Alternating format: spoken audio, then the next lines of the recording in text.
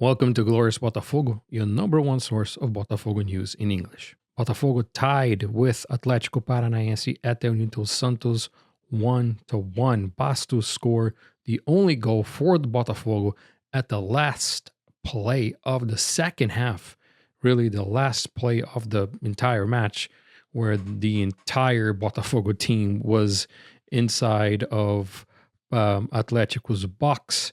Even goalkeeper John went up to try to win a header, and the numerical advantage was enough for Bastos to jump and find a header to score the goal. Bastos, which made a mistake on Paranaense's first goal. The goal happened right behind his back, where Mastriani received the ball all by himself, scored, and from there on, Botafogo was racing against the clock. I thought that the performance from everyone was below average. And I think it's also because the merits and props have to be given to Athletico Paranaense coach and assistants and players, because they neutralized Botafogo really well. They congested, they just put 11 men behind the mid, behind the halfway, and they were defending with 11 the entire time. The entire time they congested all of the passing lanes. They blocked all of the passing lanes. It was hard for Botafogo to get shots on goal. It was hard for Botafogo to get attempts of shots, much less shots on target. It was hard. And Paranaense does what Paranaense does, and they stop the match often with fouls or kicking the ball out of bounds. They just did not let Botafogo try to do its thing, which is just a fluid, fast game. And with often 2 to 3 Paranaense players marking one Botafogo player and the passing lanes in each direction, it was hard for Botafogo to flow, for Arthur Jorge to flow.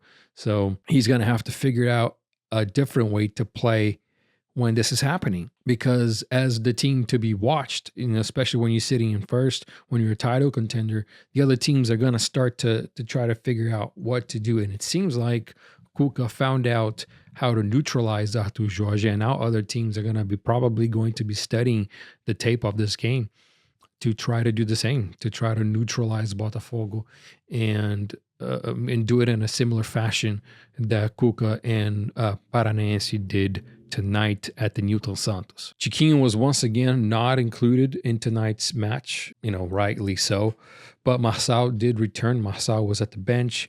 Eduardo started the match for Botafogo today. Junior Santos played his 100th game with a Botafogo shirt. It was also the debut of the new lighting system of the Newton Santos. There's lots of different light shows before the match, and as the players were coming in, there was a light show that happened. Botafogo fans had their flashlights, so it was really cool to see. I'm sure there's going to be a lot more happening, and it's going to be a lot cooler once the stadium was pretty full. There was not a lot of supporters at the stadium today. Just really the middle section, and then and most of the bottom and the middle top half were full. The rest of the stadium was kind of empty. There was not the usual numbers there, but funny enough, as a coincidence, it was against Athletico Paranaense last year that the lights at the Newton Santos went down when Botafogo tried to do the drone thing and just pulled too much energy, and the power source for the Newton Santos just died. But today Botafogo showed that not only did they fix it, but they enhanced it, and then they put all the LEDs and stuff. So John Textor was really on top of that, and it was commendable.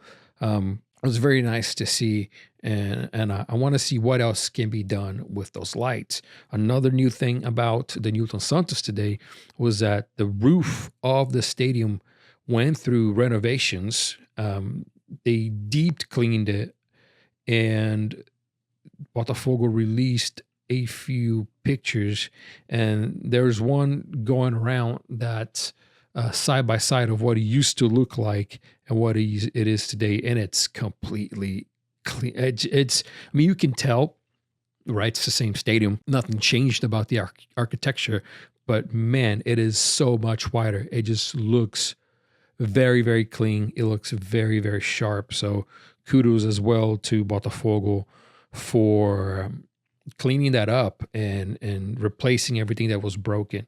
So now not only does the Newton Santos looks amazing on the inside with all the new stores and the restaurants, but it also looks amazing from the top view on the outside because it's actually clean. There is not a lot of new info regarding Felipe Coutinho. It is the same. Botafogo is waiting for Coutinho to negotiate with Vasco, and if that doesn't happen, then Botafogo will try to, to talk to Felipe Coutinho and see if he wants to play for the club. And I still believe that the club, if he doesn't go for Vasco, I believe that Botafogo could be a very it could be a very probable destination. But I think if there's a player that might be closer is Brian Rodriguez. Brian Rodriguez, the 24-year-old Uruguayan central attacking mid that also plays as a left attacking mid. His agent will be arriving in Rio tomorrow, and he's coming to negotiate with the club, according to Mundo Carbonero. It is a guy that is a journalist for Peñarol, and he apparently got the information that Brian Rodriguez agent is going to Brazil, going to negotiate. I saw a few clips of Brian Rodriguez. He's very fast. He's very agile. His dribbling skills are phenomenal. Botafogo has something like that on the right side, right, with Luis Henrique, and on the left, it's only Savarino. So by having Brian Rodriguez and Savarino, they would have to compete for the spot. The club really is missing Savarino right now. So if Brian comes, then I think it would be amazing. A great player. And I have friends that are America fans in Mexico. That's where Brian's playing. He says that he's very good. He does great to pull 2 or 3 defenders and get past them. So if he creates the spaces and creates the chances and passes makes the pass for the goal, chances are, by the quality of players we have up front, that we're going to score a lot of goals. That is all for tonight. It's going to be kind of short and sweet. If anything else major happens, as you know, I will come over here, record a video, and bring it to you. Till next time.